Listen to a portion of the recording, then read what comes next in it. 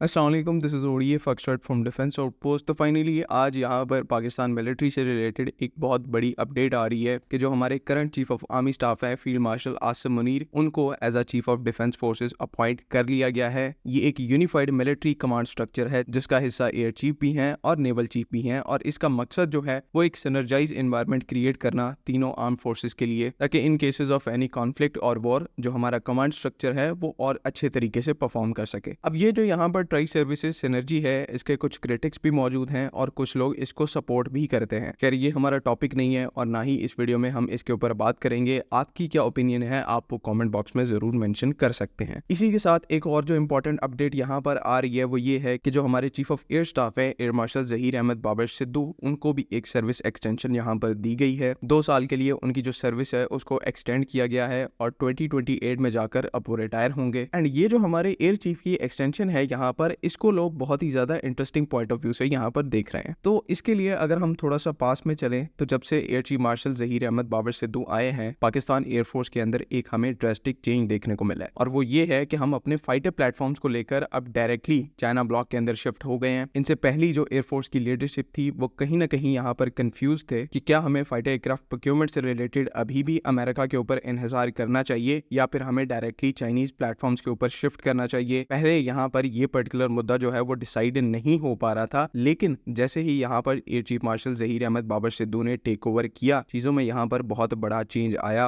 और directly Pakistan air force की तरफ से इस चीज को अप्रूव किया गया कि J-10C जैसा एक 4.5 प्लस जनरेशन का एयरक्राफ्ट जो है वो पाकिस्तान एयरफोर्स अक्वायर करेगी। एंड बाद में फिर इंटरेस्टिंगली इसी प्रोक्योरमेंट के साथ चाइना ने हमें PL-15 का एक्सेस दिया, और विद इन द एयरफोर्स भी एक बहुत ही इंपॉर्टेंट थिंकिंग क्रिएट हो गई कि अब हम अपने मेजर फाइटर प्लेटफॉर्म्स को लेकर अमेरिका या फिर वेस्ट के ऊपर डिपेंडेंट नहीं रहेंगे, और अब यहाँ पर चाइना को एज अ सेफ और रिलायबल ऑप्शन कंसिडर करके पाकिस्तान एयरफोर्स अपने जो फ्यूचर प्लेटफॉर्म्स है उनको अक्वायर करने की तरफ बढ़ रही है। तो जाहिर सी बात है इस चीज का क्रेडिट जो है वो कहीं ना कहीं करंट जो एयरफोर्स लीडरशिप है एयर मार्शल जहीर अहमद बाबर सिद्धू की, उनको जाता है कि उन्होंने ये एक बहुत ही ज्यादा क्रूशल डिसीजन टाइमली लिया, और आज इसके पाकिस्तान को फायदे और एडवांटेजेस जो है वो आप सबके सामने है, मुझे इवन उनको बताने की जरूरत नहीं है। और अब अगर हम यहाँ पर फ्यूचर की भी बात करें तो air chief marshal Zaheer Ahmed Babar Sidhu ही वही एयर चीफ है जिन्होंने बाकायदा से इस टाइम के ऊपर ऐलान किया हुआ है, यानी कि अनाउंस किया हुआ है कि पाकिस्तान एयरफोर्स के अंदर अगले कुछ ही टाइम में स्टेल्थ टेक्नोलॉजीज को बाकायदा से इंट्रोड्यूस करवाया जाएगा, जहां पर पाकिस्तान एयरफोर्स के पास डेडिकेटेड स्टेल्थ प्लेटफॉर्म्स होंगे, और कहीं ना कहीं उनका जो इशारा है वो J-35 की तरफ था। तो एसेंशियली जो इस टाइम के ऊपर साउथ एशिया में 5th जनरेशन एयरक्राफ्ट की रेस स्टार्ट हुई है, इसके पीछे भी जो मास्टर प्लानर है वो हमारे air chief air marshal Zaheer Ahmed Babar Sidhu हैं, जो कि यहाँ पर इंश्योर करेंगे कि इस पूरे रीजन के अंदर 5th जनरेशन कैपेबिलिटी जो है वो सबसे पहले पाकिस्तान एयरफोर्स के पास आए। तो यहीं पर कल से जब गवर्नमेंट ऑफ पाकिस्तान ने air chief marshal Zaheer Ahmed Babar Sidhu की जो 2 साल की एक्सटेंशन है उसको अप्रूव किया, तो सबसे बड़ी जो डिबेट यहाँ पर स्टार्ट हुई वो ये थी कि 2028 से पहले J-35 एयरक्राफ्ट जो है वो पाकिस्तान में आने वाले हैं, ताकि जो हमारे करंट एयर चीफ हैं, क्योंकि उन्हीं की सुपरविजन में ये सारा जो प्लान है वो इनिशिएट किया गया है, तो J-35 की इंडक्शन को भी air chief marshal Zaheer Ahmed Babar Sidhu ही सुपरवाइज करेंगे। 2028 से पहले ये एयरक्राफ्ट जो है होपफुली पाकिस्तान एयरफोर्स के अंदर पूरे तरीके से ऑपरेशनल हो जाएगा, एंड देन एयर चीफ जो है वो रिटायर हो जाएंगे। ये इस टाइम के ऊपर सबसे हॉट टॉपिक बना हुआ है, और अगर इस टाइम के ऊपर मैं आपको अपनी बात बताऊं तो ये इस टाइम के ऊपर एक सबसे बड़ी अजम्पशन भी हो सकती है और सबसे बड़ा फैक्ट भी हो सकता है, यानी कि या तो यहाँ पर ऐसा कुछ भी नहीं है या फिर सब कुछ इसी वे के अंदर हो रहा है जैसे पब्लिक यहाँ पर सोच रही है। तो केस यहाँ पर जो भी है वो आने वाले टाइम में हमें पता लग जाएगा, लेकिन 2 इंपॉर्टेंट पॉइंट्स जिनका आपको समझना बहुत जरूरी है। पहला ये है कि सिचुएशन चाहे जो भी हो, यहाँ पर पाकिस्तान एयरफोर्स इंडियन एयरफोर्स से पहले J-35 एयरक्राफ्ट अपनी सर्विस में इंडक्ट करेगी, टाइमलाइन यहाँ पर मैटर नहीं करती। दूसरा इंपॉर्टेंट पॉइंट यहाँ पर यह है कि J-35 को पाकिस्तान एयरफोर्स में इंडक्ट करने के लिए आपको एक प्रॉपर इकोसिस्टम चाहिए। J-10C जब पाकिस्तान एयरफोर्स के अंदर आया था तब पाकिस्तान एयरफोर्स ने एक किल चेन डॉक्ट्रिन को एस्टैब्लिश किया था, जहां पर PL-15 जैसी लॉन्ग रेंज BVR क्योंकि J-10C के साथ आई थी,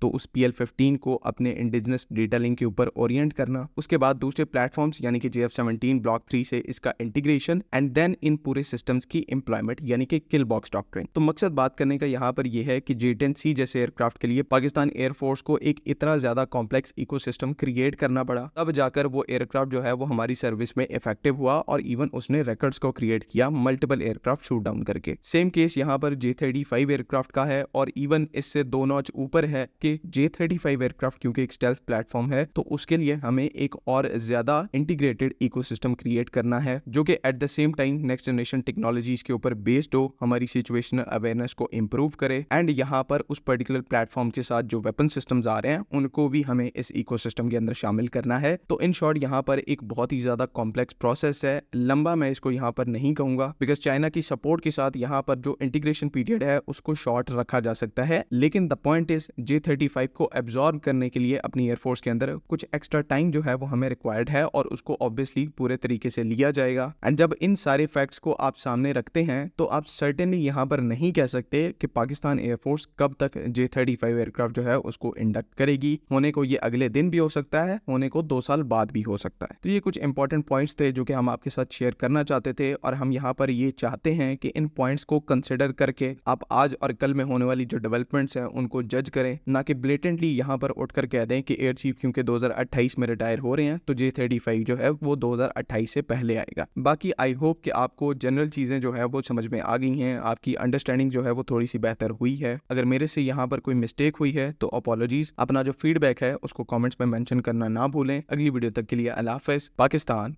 जिंदाबाद।